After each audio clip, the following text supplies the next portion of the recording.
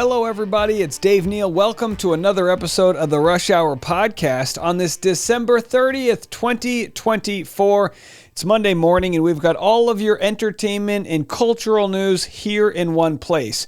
Our featured story this morning is former Bachelorette Andi hospitalized after giving birth. It seems as though she's okay, but we'll get into the full story of what went down. Plus, sadly, President Jimmy Carter passes away at age 100. And in the reality TV world, Kristen Cavallari kisses and tells about her experience with Morgan Wallen. I'll share what she had to say. Plus, a bird flu update as the nation's first severe human case has been reported in Louisiana.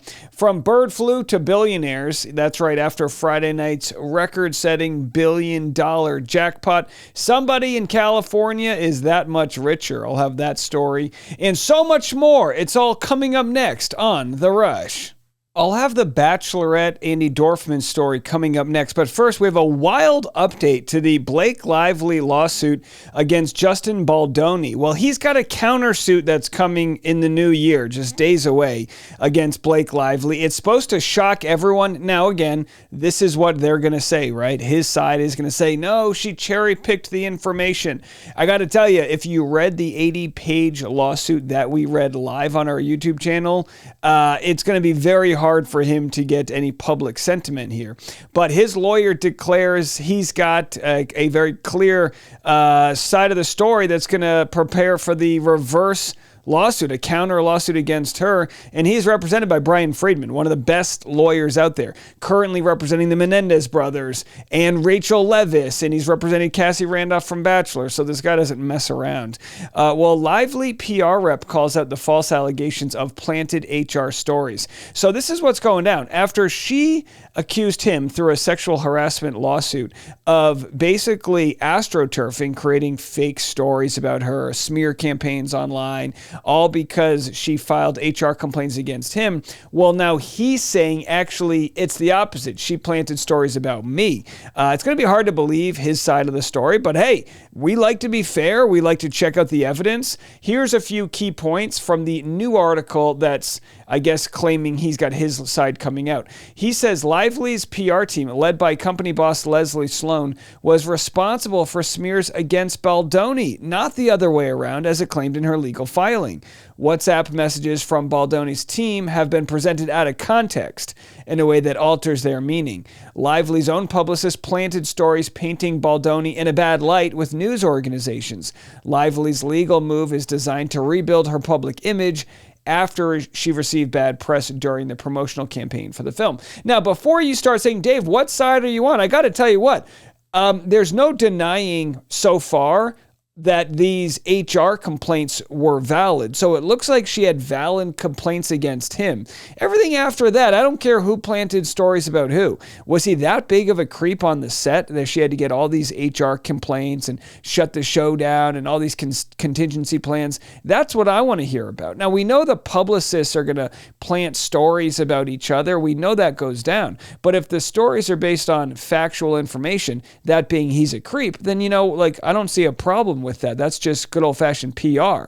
But if he implemented an astroturfing campaign against her, that's way worse in my book. So again, we'll have to see what his counter complaint says. He's not going down without a fight, and his investor is a billionaire. So we've got a lot to get into with that story. It's going to take over the first quarter of 2025 for sure. And we'll have more on billionaires in a moment. But let's go back to Bachelorette star Andi hospitalized days after giving birth, so says TMZ. She shared some information on her story over the weekend, days after giving birth to her first baby after experiencing an unexpected medical emergency.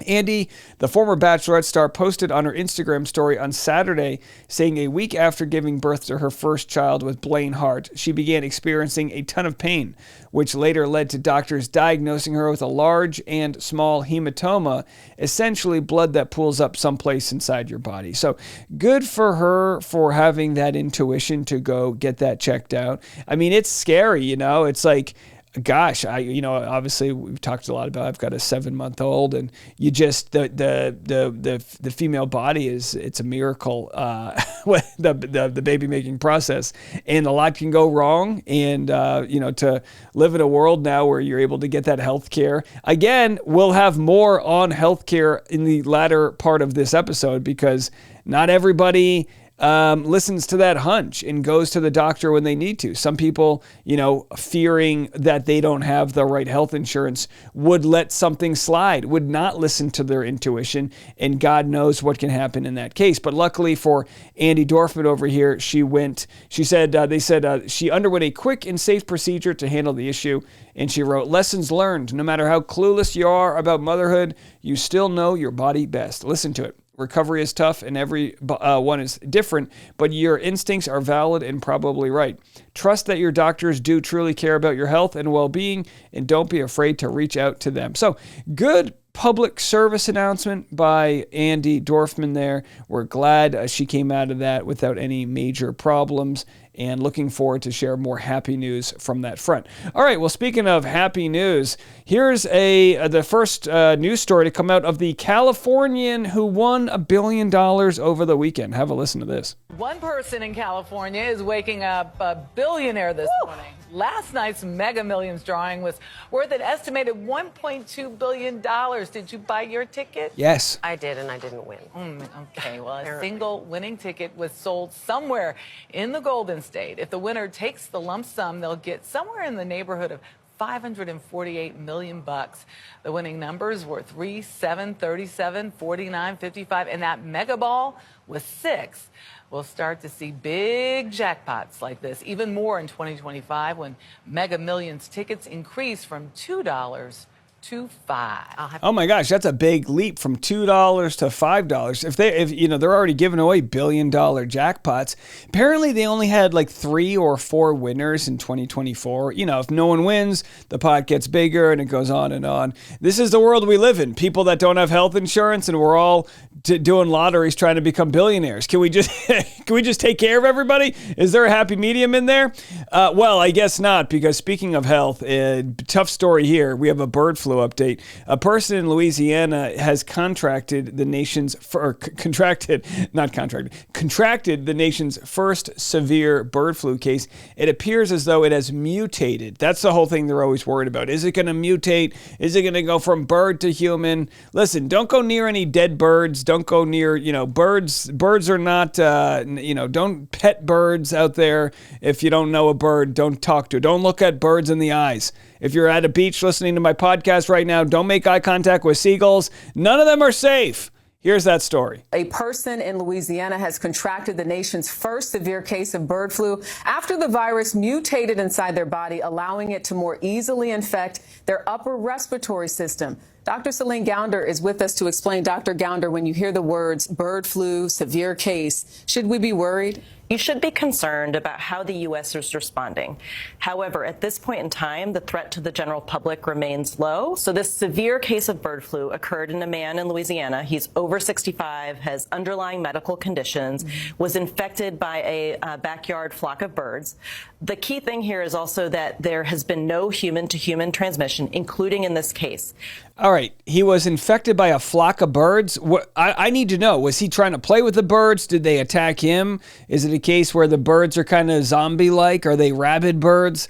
I've got so many questions. But most likely, and whenever I hear somebody is like the first case came from Louisiana, I immediately think the guy just went partying a little too hard on Bourbon Street there. And his wife's like, "Why aren't you back from the business trip?" And he's like, "I got the bird flu." And she's like, "Jimmy, get over here." No, but it sounds like a serious story. So we'll be following that as it goes on. But, over here at the Rush Hour podcast, we like to give you the stories you need to hear, and then the stories that are just fun to hear. And the fun story we've got for you is Kristen Cavallari spilling the tea about her time, I guess, as a friend with benefit to a country musician. I'll have that for you next. Well, you never want your private information exposed when you're a star. Country musician, you hook up with some reality TV star, and then she yaps on a podcast. Well, in this case, Kristen Cavallari says Morgan Wallen was a great F buddy. So, I mean, I guess it's like, you don't want your news out there unless it's a compliment, in which case it's like, no, please stop, but also keep going. Well, here it is, Kristen Cavallari on Bunny's podcast. Bunny, I guess, is the wife of Jelly Roll. And here's Kristen explaining, I guess, her hot girl era dating, or I should say hooking up with country musician Morgan Wallen. After the divorce, you said that it was really easy for you to start dating. Here we go. I love that little smile on your face. Was one of those men happened to be Morgan Wallen? I know. Because you dropped a bomb and the entire internet went insane. Can we elaborate on this? Morgan's a good guy. Yeah. I do. He has a big heart. He really does. He's a player from the Himalayas. 1,000%. The amount of women that have sat on my couch that have been with Morgan Wallen is crazy. He's been with every woman on the planet. So that As he should. He's single. He should. Yeah, he's he single. absolutely should. Morgan he's very sweet. The first date that we went on, he was a true gentleman. And he was like, I'll pick you up. I'll pick the place. Like, just fucking handled business. He came and picked me up. He met my kids. My kids were so excited. It was so cute. He got us a private room. You know, he had like his bodyguard and whatnot. Dropped me off. He kissed me in the rain. And it was like the sweetest thing. Aww. And then we hung out thereafter, and it was up and down too. It was just like, it was a lot. They always say you'll find the same person in different bodies. So that's true. I love Morgan. I haven't talked to him in probably a year, but I have nothing but good things to say about him. You did say that he hurt your feelings. Oh, God. I'm so sorry, Morgan. He didn't hurt my feelings. I'll be honest with you. Morgan was the first guy in my entire fucking life that wasn't like just completely enamored with me. And I was like, what in the fuck is going on? He's really a country musician. Well, probably he can get whatever he wants. No offense to, what was Kristen Cavallari on The Hills? What is she? The Hills Have Eyes? Selling Sunset? Which one was it? Melrose Place? You know what I'm talking about. The one with, anyhow. No, look, I mean, good for her for, wanting to be in high demand. But it's like, don't underestimate a country musician. He can pluck out any floozy from a line dancing class and have a good time. I mean, you know what I mean? Anyway. So she's like, I can't believe why I'm not the only one. And it's like, well, you're a divorcee. And again, that's not a big deal. But I think she's older than him too. And it's, again, let him play his instruments. So clearly, they I guess ended on decent terms, but yeah. So there's your Kristen Cavallari story. Notice how I'm fumbling through this, going, I'm not really being nice. All right, well, Bunny is with Jelly Roll. He was arrested and in jail, and of course, he's a great musician and lyricist. Here's Jelly Roll talking to Howard Stern about how he used to write while in prison. How do you write songs in prison? You don't have an instrument, right? I assume they don't hand you a guitar or a piano. They don't give a fuck. You're such a genius that you could sit in a cell and whistle the tune or hear it in your head, and then how do you write that down? Beat on the steel bunk. Had a real hollow sound, so you could at least keep your time in that way. So you're hitting the bunk, you're doing a 4/4 time, boom, boom, exactly. boom, boom, and then what do you start to do? You come up with a melody in your head? You start kind of humming melodies over this loop, over this kind of a track in your head, and kind of go from there. The hard part was when you write so many of them, Howard, you start to forget the melodies. Yes. So what ends up happening is, and this did work out for me a lot, is that I ended up coming home with a bunch of songs that I couldn't remember the melodies to, but I had really good lyrics. Do you have to beg someone for a piece of paper and a pen even? I mean, how do you get that? No, but your pen back then, especially in Juvenile, when I first started writing, the pen was floppy. So you could bend it. It was a rubber pen. Right. So it was so hard to hold and write with. Oh my! So they don't even have full hard pens because they'll shank somebody with it. Listen, if you guys know me, you know Jelly Roll's the best. If you haven't been introduced to his music, just Google the guy. I mean, he's got so much soul. He'll tell you about all the hard times that he had and the struggles. He's currently in a weight loss journey. He's buying farms in Tennessee, and he's really living his life. And I think he's got such a great story worth telling. And we like to share inspirational content over here at the Rush Hour podcast, and who doesn't? So I'm going to give you guys a couple clips of, I think the best way to live your life is somebody who thinks they're lucky.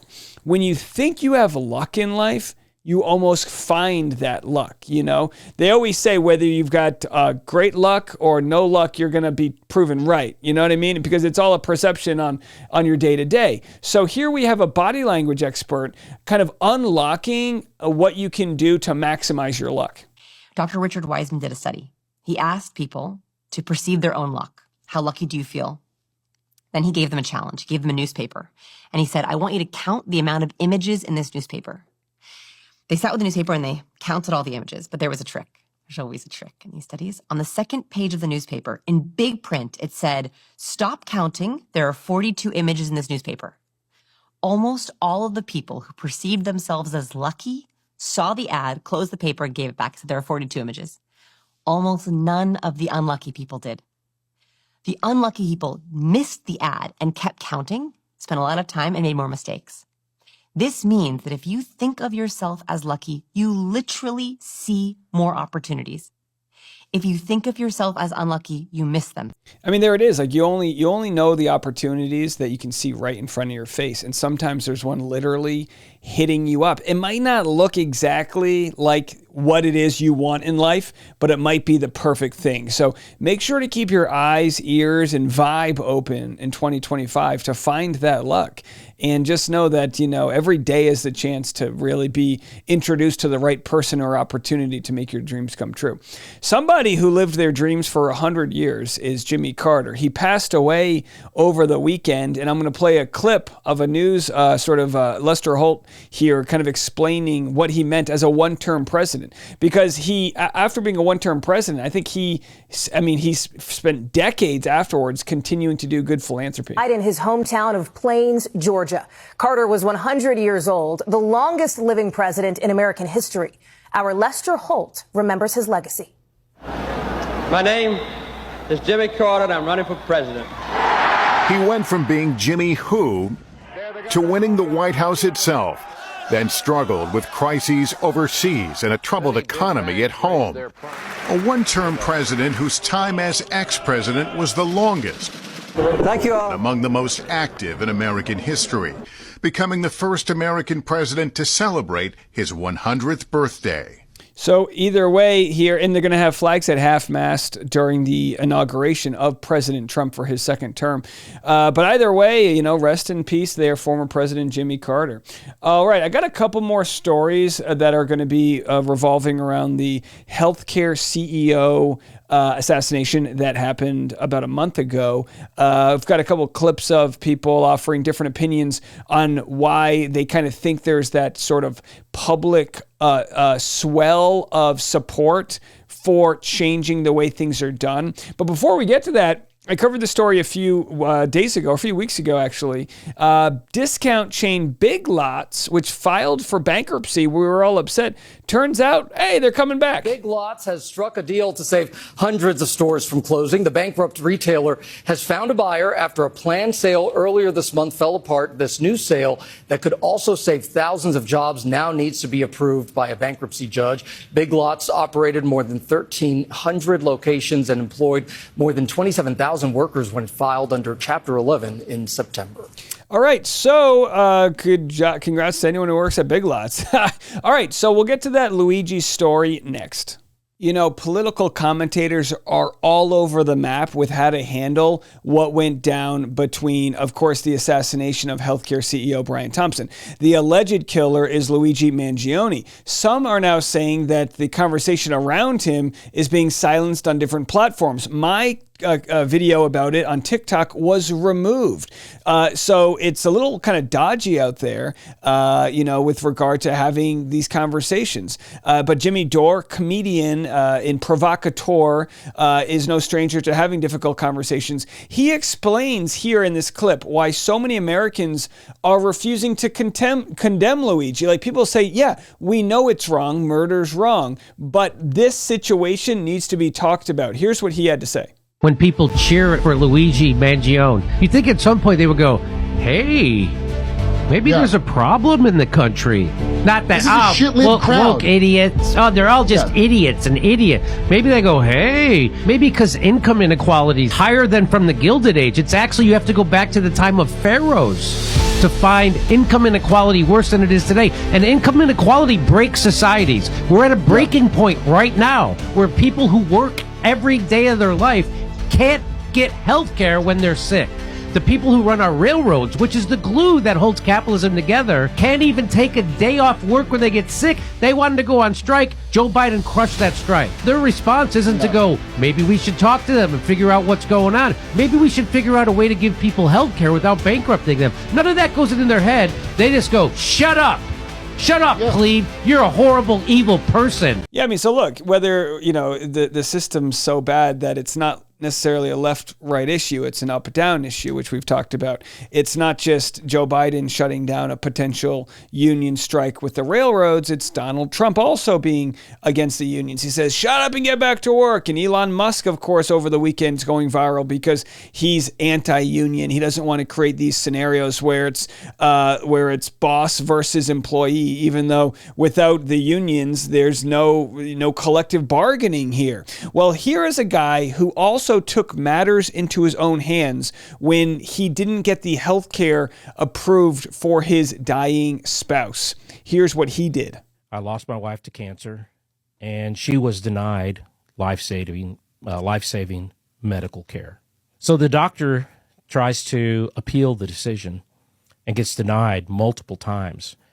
And I don't know what else to do. So I take to the internet. At the time, 2015, the only real social media that was out there was Facebook. There was other ones, but they weren't really hot. I mean, it wasn't like today. So I went on this huge campaign, and I got the name of the guy who signed the letter denying her services. I don't know if he was the right guy or not, but he signed the letter. So he's complicit. And I took his name, his phone number, and his email, and I stuck it on the internet. Probably ruined his life. And quite frankly, I don't really care.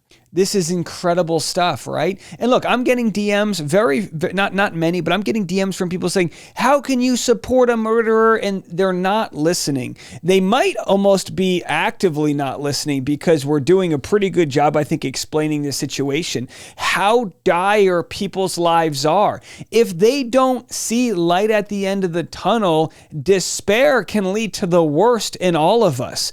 Now it's being reported that whatever jury trial that Luigi might be getting, they're saying, look, is it going to be hard for them to find a jury who even convicts him, even with very obvious evidence? How did they instill fear across the country? I mean, it was a targeted killing. There was another person who was... So the question here is, how did they instill fear across the country? Part of charging Luigi as a terrorist is that he's creating terror. He's creating a situation where everyone should be afraid. But what they're saying is, no, there was other people that were watching it go down. He didn't try to go after anybody else. It was extremely targeted. Standing right there in the video, the surveillance video, that person ran off. That person was not targeted at all. He got one guy and he left. Well, how do you convince a jury that the entire population was scared? I think the manhunt itself, it was on the news all day, every outlet was covering it. And when you see that type of premeditation, that type of counter surveillance, that type of targeting, that does scare people. I think that's that's such a terrible response. No, I mean, I get they're going to have to make an argument, but was anybody out there afraid of Luigi? I don't think anybody was afraid of Luigi. It's an interesting conversation because whether you're a Democrat, a Republican, far left, far right, anywhere in between, we've all been affected by this terrible system that we have. We all know somebody or ourselves have been affected by a system that is not there to protect us. We pay into it and it doesn't do its job. Every person that's hired as a middleman from the insurance company is money wasted to people who don't need those jobs because we don't need that whole part of the industry. It's just a middleman that doesn't need to exist. You get it, I get it, we get it, and we're not going to let news organizations that may or may not be bought or paid for by these insurance lobbyists, we're not going to let them tell us how we feel. We don't feel afraid. The only people we're afraid of are those that are dangling healthcare over our heads, those that run the insurance companies.